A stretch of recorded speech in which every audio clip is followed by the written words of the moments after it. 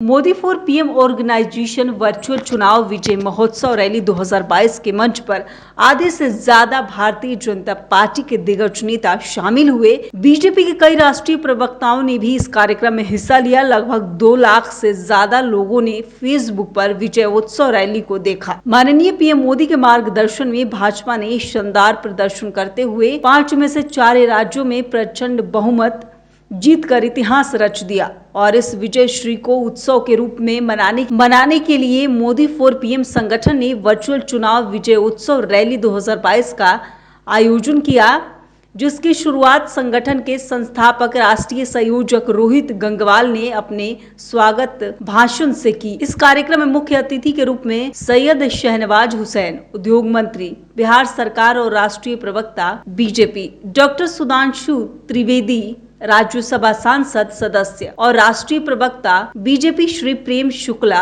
वरिष्ठ नेता और राष्ट्रीय प्रवक्ता बीजेपी श्री अविनाश राय खन्ना, राष्ट्रीय कार्यकारिणी सदस्य और हिमाचल प्रदेश प्रभारी बीजेपी श्री गोपाल कृष्ण अग्रवाल, वरिष्ठ नेता और राष्ट्रीय प्रवक्ता बीजेपी प्रोफेसर नरेंद्र तनेजा, वरिष्ठ भाजपा नेता और पूर्व राष्ट्रीय प्रवक्ता पूर्व राष्ट्रीय संयोजक ऊर्जा सेल बीजेपी नुपुर शर्मा, वरिष्ठ नेता और राष्ट्रीय प्रवक्ता उपस्थित होकर संगठन के सदस्यों को संबोधित किया। मुख्य अतिथियों ने मोदी फॉर पीएम ऑर्गेनाइजेशन के सदस्यों के महत्वपूर्ण प्रयासों की प्रशंसा की और संस्थापक रोहित गंगवाल से आग्रह किया कि आने वाले 2024 लोकसभा चुनाव को लेकर ऐसे ही सतत प्रयास किए जाए, जिससे लोगों को नरेंद्र मोदी जी के द्वारा अनवरत विकास कार्य और नए भारत के सपनों को साकार करने के लिए किए जा रहे प्रयासों के बारे में ज्यादा से ज्यादा जानकारी मिल सके। संस्था के राष्ट्रीय कार्यकारिणी अध्यक्ष श्री पीतांबर मिश्रा ने बताया कि आज Modi for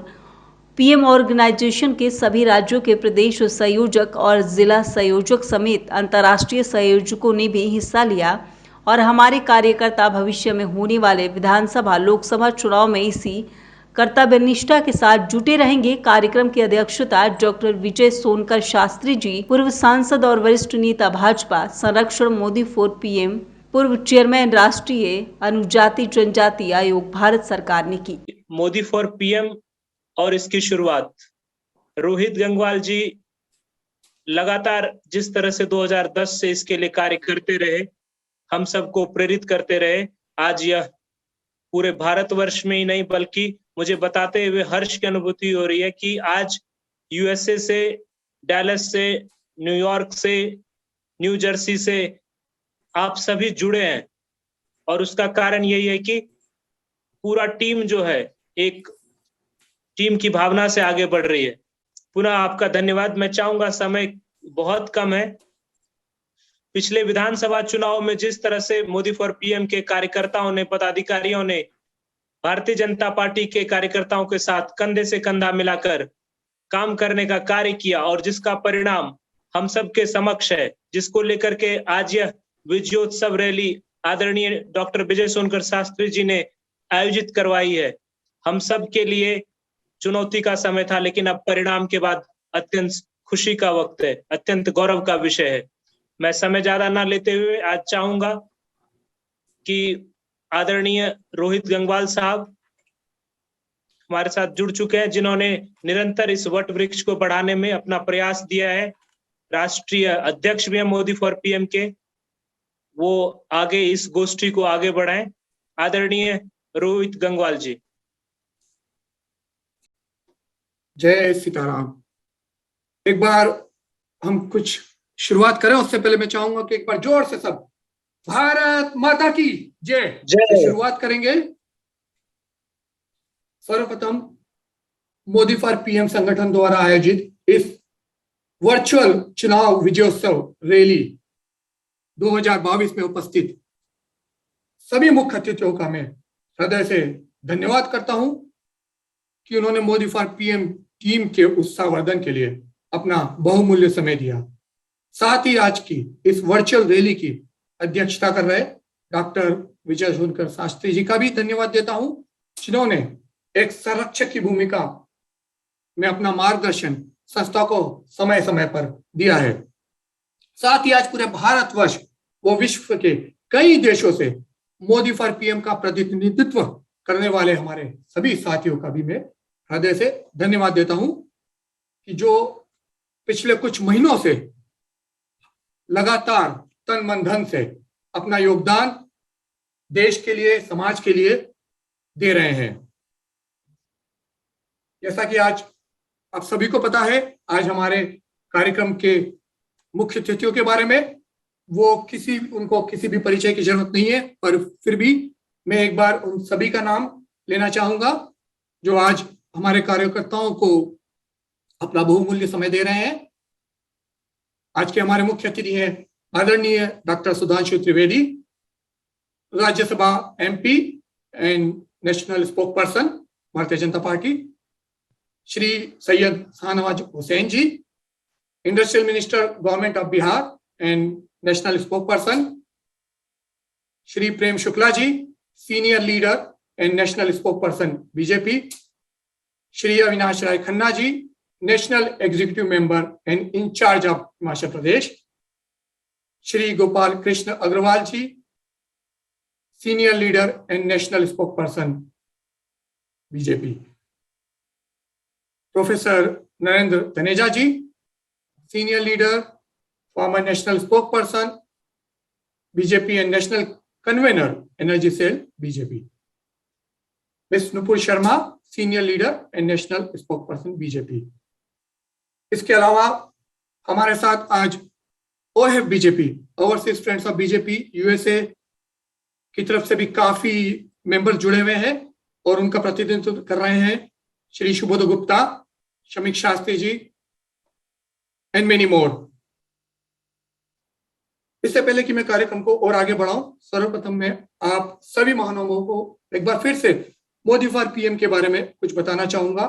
Modi for PM organisation, जिसकी संकल्पना हमने 2010 में की थी, आज एक वट वृक्ष के रूप में पूरे भारतवर्ष में माननीय प्रधानमंत्री नरेंद्र मोदी जी के नए भारत के सपने को साकार करने के लिए प्रदेश एवं जिले स्तर तक लगातार 12 वर्षों से कार्य कर रही है।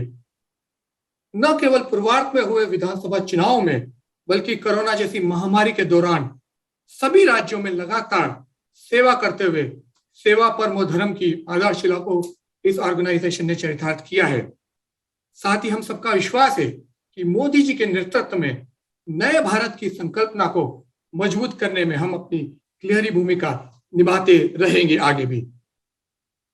2022 में 5 राज्यों में हो विधानसभा चुनाव को लेकर मोदी फॉर पीएम के कार्यकर्ताओं ने इन 5 राज्यों में तन मन धन से पूरी निष्ठा के साथ अपनी भूमिका निभाई है। उसके लिए सभी बहुत बहुत धन्यवाद और बधाई के पात्र हैं। उत्तर प्रदेश के लिए विशेषकर हमने योगी पर सीएम कैंपेन अगेन की शुरुआत करते हुए हमने राष्ट्रीय स्तर पर 24/7 सोशल मीडिया वार रूम भी बनाया था, ताकि हम 5 राज्यों के विधानसभा चुनाव में भारतीय जनता पार्टी को अपने स्तर से डिजिटल मीडिया के माध्यम से और मजबूती प्रदान कर सके। हमारी टीम के सदस्यों ने इन सभी राज्यों में अपने स्थानीय विधायक प्रत्याशियों के साथ मिलकर उनके चुनाव प्रचार में अहम भूमिका निभाने का कार्य किया था। और ये हमारे लिए अत्यंत हर्ष का विषय है कि 4 राज्यों में भारतीय जनता पार्टी की प्रचंड जीत हुई, जिसके उपलक्ष्य में आज इस वर्चुअल विजयोत्सव रैली का आयोजन किया गया है। हम सबके लिए अत्यंत गौरव का क्षण है कि आज हमारे मुख्य अतिथियों के विचार सुनेंगे और लाभान्वित होंगे। समय की सीमा को देखते हुए मैं आग्रह करूंगा कि हमारे सभी अतिथि संक्षिप्त में अपने बीते चुनाव के अनुभव व आने वाले दिनों में हमारे मोदी फॉर पीएम संगठन के साथियों के कुछ दिशा निर्देश देते हुए बताएं कि हम भाजपा संगठन के साथ कंधे से कंधे मिलाकर किस तरह से कार्य कर सकेंगे। अब मैं चाहूंगा कार्यक्रम की अध्यक्षता कर रहे आदरणीय विजय सोनकर शास्त्री जी की अनुमति से इस कार्यक्रम को हम आगे बढ़ाएं।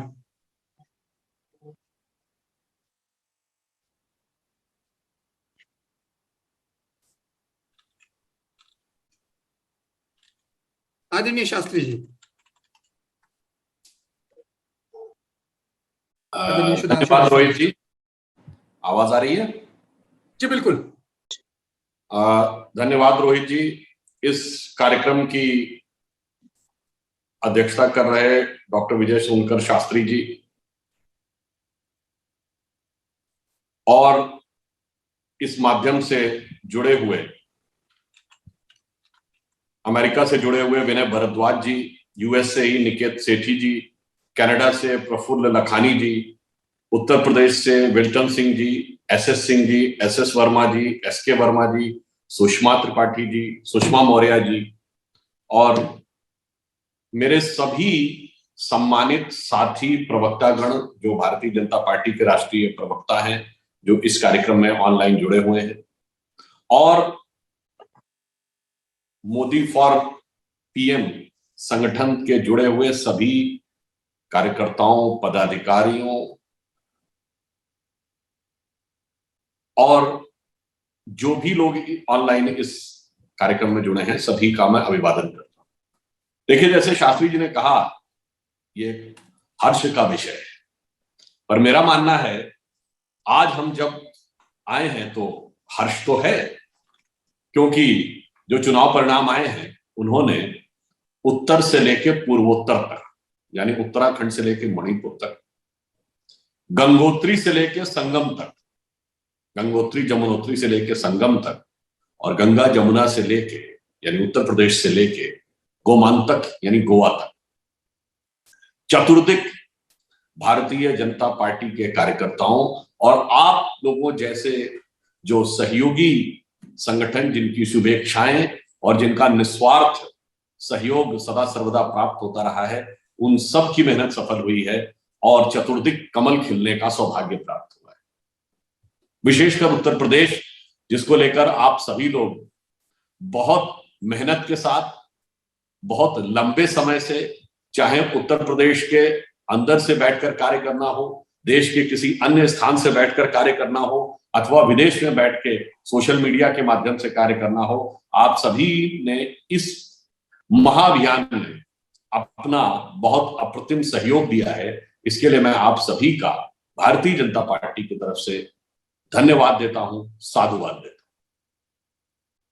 मगर मैं यह भी कहना चाहूंगा, जो हमारे लिए जितना हर्ष का विषय है उतना ही उत्तरदायित्व का विषय है।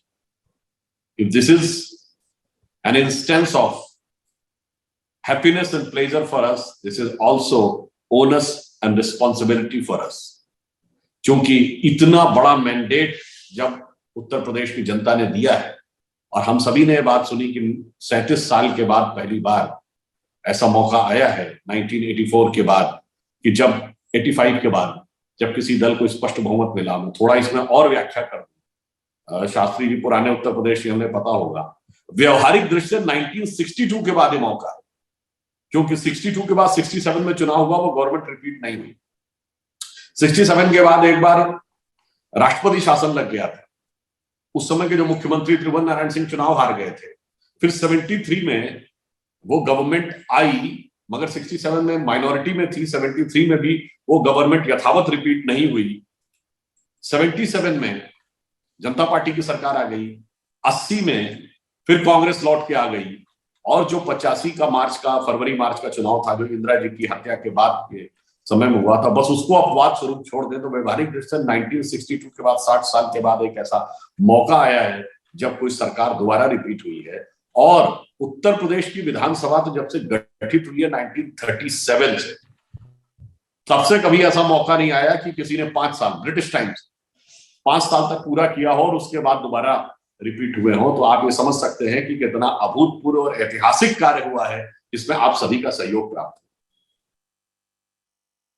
देखिए, आपने अपने अलग अलग तरीकों से जो सहयोग दिया है, इसके लिए वो बड़ा प्रख्यात जो पुराना उदाहरण है कि जब राम सेतु का निर्माण हो रहा था तो एक गिलहरी भी अपने पीठ के ऊपर बालू के कण ले जाकर, थोड़ी मिट्टी ले जाकर वहां पर गिराती थी। तो लोग कहते थे कि साहब इससे क्या हो रहा है। किसी ने पूछा तो उसने कहा कि इसमें महत्व इसका नहीं है कि हम कितना योगदान कर पा रहे हैं, महत्व इसका है कि भगवान राम के इस कार्य में हमारा भी योगदान हो रहा है।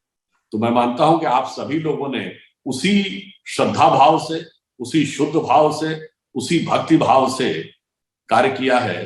जो तुलसीदास जी ने कहा था ना, राम काज कीन्हे बिनु मोहि कहां विश्राम। तो आप लोगों ने कोई विश्राम नहीं लिया है, परंतु आगे भी मैं ये कहना चाहूं, अभी हमारा लक्ष्य सॉल्व नहीं हुआ है। ये तो हम एक कदम और आगे बढ़े। उत्तर प्रदेश में हमारी सरकार आने के पहले जो वातावरण था, लॉ एंड ऑर्डर, विकास, ईमानदारी, भ्रष्टाचार की अधिकता, ये सारी चीजों पर बहुत सारा प्रश्न चिन्ह था। इन 5 वर्षों में तमाम प्रश्न निर्मूल हुए हैं। अब आगे आप समझिएगा, विकास, एक्सप्रेसवे, एयरपोर्ट से लेकर अभी अभी सरकार ने आने के बाद अपना पहला निर्णय क्या लिया कि 3 महीने के लिए गरीबों को जो राशन की सुविधा थी उसे और 3 माह के लिए बढ़ाया है। यानी गरीब और अंतिम सीढ़ी पर खड़े हुए व्यक्ति को साथ में लेकर हम आगे बढ़ें और ऊंचाइयों पर भी पहुंचेंगे। तो एक्सप्रेसवे भी बन रहे हैं, जहाज भी बनेंगे, ब्रह्मोस मिसाइल की फैक्ट्री भी बनेगी, जेवर का एयरपोर्ट भी बनेगा, फिल्म सिटी भी बनेगी। उत्तर प्रदेश एक नया स्वरूप लेता हुआ दिखाई पड़ेगा। अगले 5 वर्षों में निश्चित रूप से उत्तर प्रदेश की एक बदली हुई तस्वीर होगी। पिछली बार हमने उसे दूसरी बड़ी अर्थव्यवस्था बनाया था। अब हम यह आशा करेंगे कि इन 5 वर्षों में उत्तर प्रदेश सबसे बड़ी अर्थव्यवस्था बनकर उभरे। यहां एक और बात भी कहना चाहूंगा कि इस चुनाव में एक बहुत बड़ा आइडियोलॉजिकल और कल्चरल यानी वैचारिक और एक सांस्कृतिक विचार भी निरंतर था, क्योंकि हमने सिर्फ विकास के पथ पर ही प्रदेश को आगे नहीं बढ़ाया है, हमने वैभव के पथ पर ही आगे नहीं बढ़ाया है, हमने गौरव के पथ पर भी आगे बढ़ाया। वो गीत बहुत चला था, आप सबने सुना होगा ना, कि अयोध्या भी सजा दी है, काशी भी सजा दी है, मथुरा भी सजा दे। परंतु मैं इसमें एक रोचक तथ्य भी आपको बताना चाहता हूं। कई बार क्या होता है कि हम जब देश के सेंटर में, हार्टलैंड में आके बैठते हैं तो दूर दराज के क्षेत्रों के साथ हमारा उस ढंग का सामंजस्य और संपर्क नहीं रह जाता है। यही उत्तर प्रदेश के साथ मणिपुर का भी चुनाव हुआ। शायद आप में से कुछ लोगों को पता हो, निश्चित रूप से शास्त्री जी को तो पता होगा कि मणिपुर का भी उत्तर प्रदेश से बड़ा गहरा संबंध है, प्राचीन काल से। मणिपुर भारत के उन क्षेत्रों में से एक है जिसका वही प्राचीन कालीन नाम है जो हमारे यहाँ प्राचीन काल में था। महाभारत में मणिपुर का उल्लेख है और मणिपुर के नाम से ही उल्लेख है।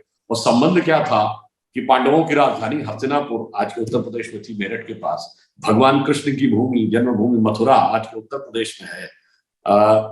मणिपुर में जब अर्जुन अज्ञातवास में थे तो वहां की एक राजकुमारी चित्रांगदा से उनका प्रेम हुआ था। तो वहां के राजा ने यह शर्त रखी थी कि मैं एक ही शर्त पर आपसे विवाह करूंगा अपनी पुत्री का, कि इससे होने वाला पुत्र यहीं रहकर हमारे राज्य का उत्तराधिकारी बनेगा, चूंकि मेरे कोई पुत्र नहीं है, पुत्री ही है। तो उन्होंने चित्रांगदा से विवाह किया और अर्जुन का एक पुत्र था बब्रुवाहन, जो मणिपुर का राजा रहा। वो एक अलग कहानी है, उसमें डिटेल में नहीं जाएंगे कि बाद में युद्ध भी हुआ था और अर्जुन को उसने परास्त भी किया था। यह मैं सिर्फ ये बताना चाहता हूं कि बहुत कम लोगों को पता होगा कि महाभारत काल के में अर्जुन का एक पुत्र मणिपुर का राजा था और वो मणिपुर आज तक था। ये मैंने सिर्फ इसलिए बताया कि यदि हम ये कहते हैं कि हमारा वैचारिक आधार सांस्कृतिक राष्ट्रवाद है, तो संस्कृति के सूत्रों के द्वारा ये देश के भिन्न भिन्न हिस्से किस प्रकार आपस में संबद्ध हैं वह हमें दिखाई पड़ता है। और उत्तर प्रदेश कहीं ना कहीं उसका एक केंद्र बिंदु बन रहा था। उत्तर प्रदेश उसका एक नए स्वरूप, जिसे कहते हैं कि मॉडर्न वे में भी उभर कर सामने आ रहा था कि हमें मॉडर्निटी पे भी आगे बढ़ना है। और जो हमारी सांस्कृतिक राजधानी काशी हो या अयोध्या हो या मथुरा हो, कुंभ में आपने देखा कितना सुंदर आयोजन हुआ था, तो यह भी भगवान बुद्ध की निर्वाण स्थली कुशीनगर में इंटरनेशनल एयरपोर्ट बनना हो, तो हमने सब सांस्कृतिक स्वरूपों को भी आगे बढ़ाया था। इसलिए मैं कहना चाहूंगा कि आप सब लोगों ने बहुत मेहनत के साथ, कर्मठता के साथ काम किया है।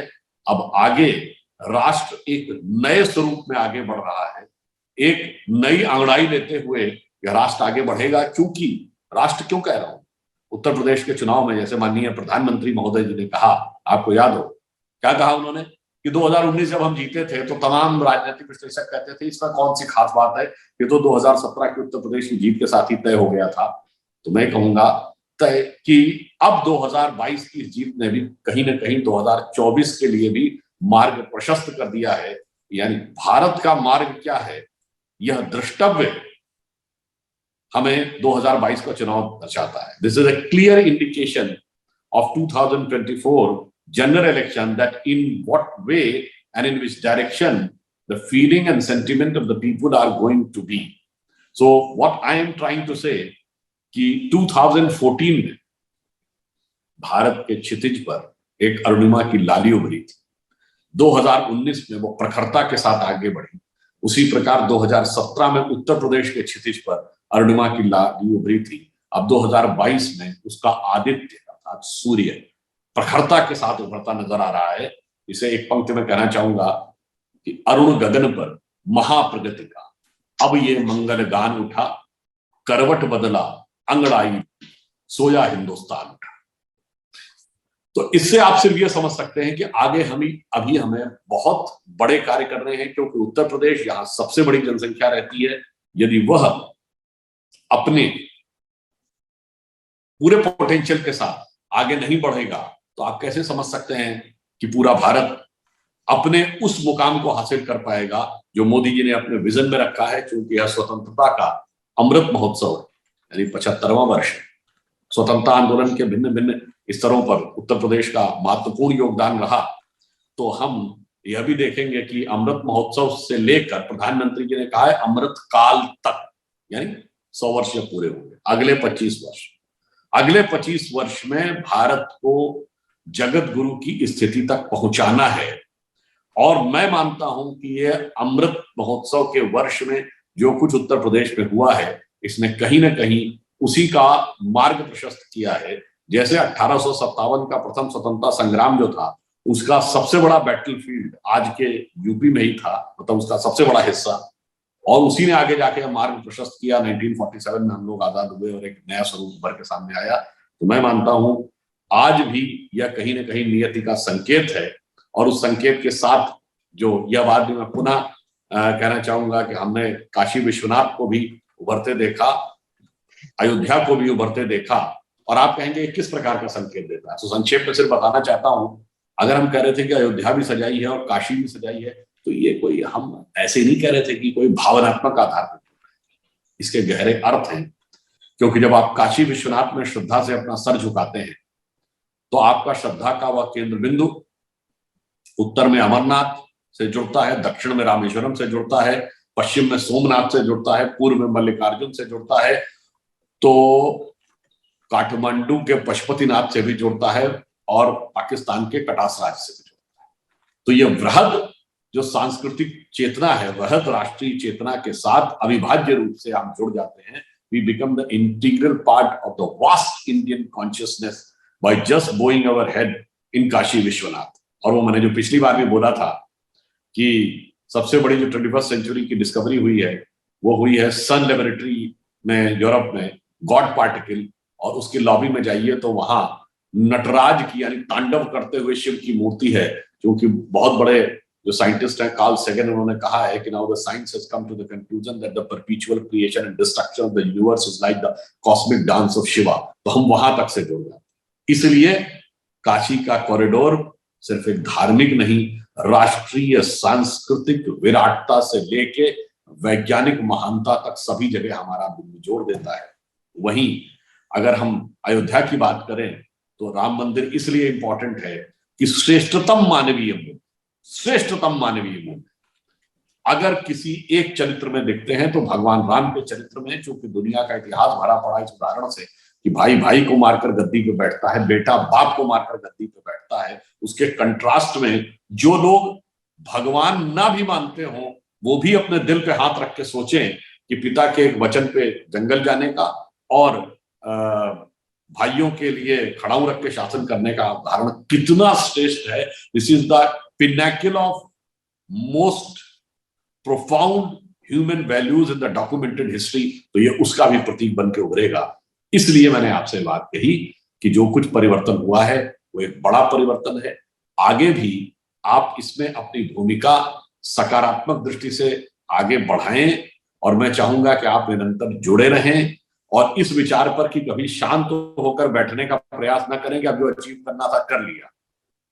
आप सोचिए कि अभी तो हमने पहला कदम रखा था, दूसरा कदम मिला है और आगे लंबी यात्रा करनी है।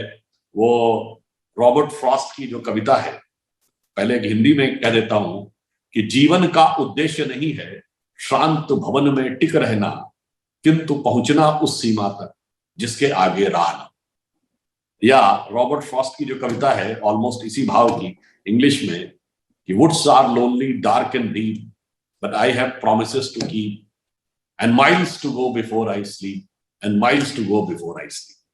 तो फिर एक बार अंत में आप सभी का धन्यवाद आभार व्यक्त करते हुए, जिसने कि आप सब ने इस महान विजय में अपना योगदान दिया, और यह विश्वास व्यक्त करते हुए कि अब राष्ट्र निर्माण का जो महायज्ञ है इसमें आपकी आहुति, आपके कार्य की आहुति, आपकी समिधा, आपका योगदान निरंतर बनता रहेगा, और भारतीय संस्कृति की वो श्रेष्ठता की ज्वाला सिर्फ भारत ही नहीं संपूर्ण विश्व का मार्गदर्शन करने के लिए आप सभी के प्रयासों से, चाहे आप विश्व के किसी भी कोने में हो, आप सतत योगदान देते रहेंगे। जो लोग भारत के बाहर से बैठे हैं उनके लिए भी एक पंक्ति कह देता हूं कि